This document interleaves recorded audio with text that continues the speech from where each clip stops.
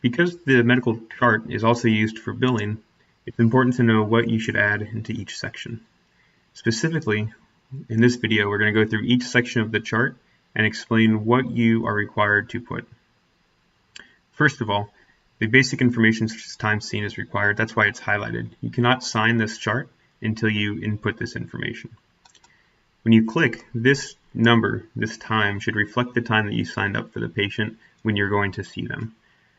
So you can back time it to the appropriate time and then hit OK. Now, history of present illness and the rest of the review systems, physical exam, etc. can all be seen here as far as how our chart is completed. As we add history of present illness, review systems, or physical exam, you will see that the score of the chart will change. This reflects how many portions or how many items we need to build to a certain level. This doesn't mean that just because we create the entire chart to build to a 5, that doesn't mean that we're going to actually build to a 5. So for example, as we select more options in abdominal pain, you can see that we're increasing the number of documented things here. As you can see, we still need 2 remaining things to bill.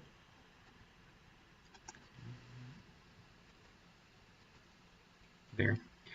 Now, once we're done with the circles, then what I recommend doing is placing a narrative note as well.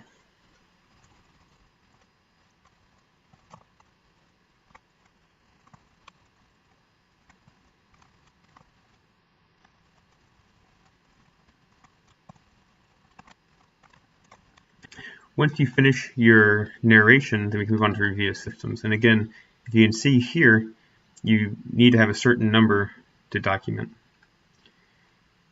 Here, for example, I'm going to say that they're positive for these, and then I'm going to use my standard review systems that I use for all of my patients.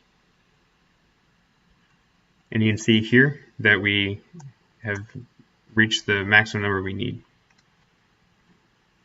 Now I'm going to click into health status and then past medical, family, and social history. Here we will fill this out. And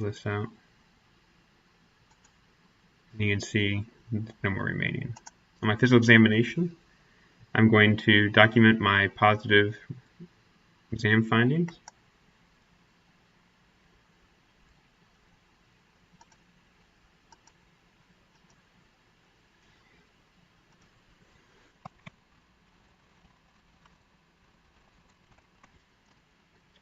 And I would continue. Once I have all my positive findings in, then I would use my standard doorway examination.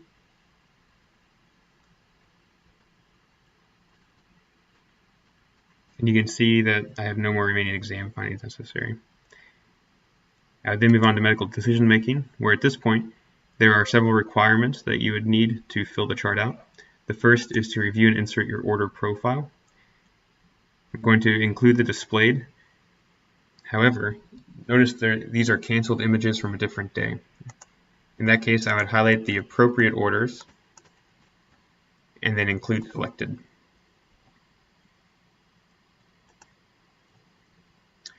Once that's done, if there's an EKG, I do need to document it. To document the EKG, you should have 4 different identifiers. For example, this is a normal sinus rhythm. She had no ST changes. There's no ectopy. And she had normal PR and QRS intervals. There's no available prior EKG to compare it to. Finally, I need to import my lab results. In this patient, there were no lab results from the day that they presented. In this case, I would put none. Finally, radiology results. Now, it's important to import radiology results as well as to make a wet read for any imaging that does not have a radiology report. So, for example, at this point, you would launch the radiation interpreter here. If the patient had, for example, a CT scan, the radiologist read would be here. You would select it and you would include selected.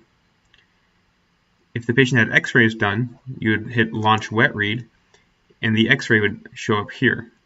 there would be a blue plus symbol right here, which you would click on, and that would allow you to place a wet read. The reason a wet read is so important is because later, when the radiologist reads the imaging, they need to know if we identified correctly a fracture or other pathology, or if we missed the pathology. If they identify that we missed the pathology, then they would alert our teaching resident to call the patient back. Finally, our re-exam and re-evaluation section. I typically use free text here, and we'll use my typical macros here as needed to document the patient's visit. If you notice, my macro is timestamped so that I can have multiple re-evaluation and re-examine notes, such as when they leave, and then have an additional re-evaluation note there. I would then put my diagnosis code in here under impression and plan. So our diagnosis code cannot be a PNED. So PNED is different from an ICD-10 code.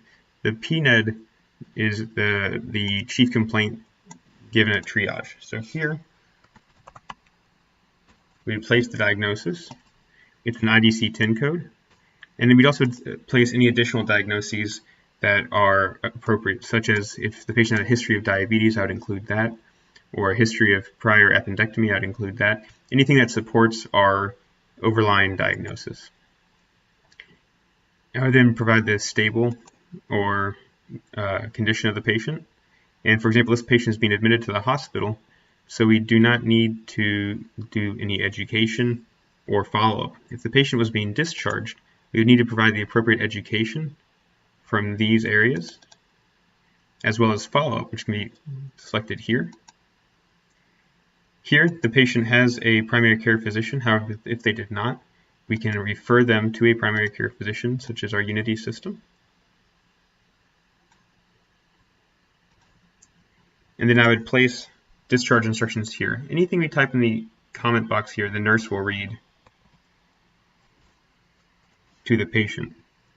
We'll hit complete. And so if they're being discharged, they would now have patient education as well as follow-up here. If they're not being discharged, we do not need to place those in there. At this point, the patient's being admitted, so I would review and insert the order profile. And typically, the decision for admission will be right here. Because that's not there, we'll hit Add,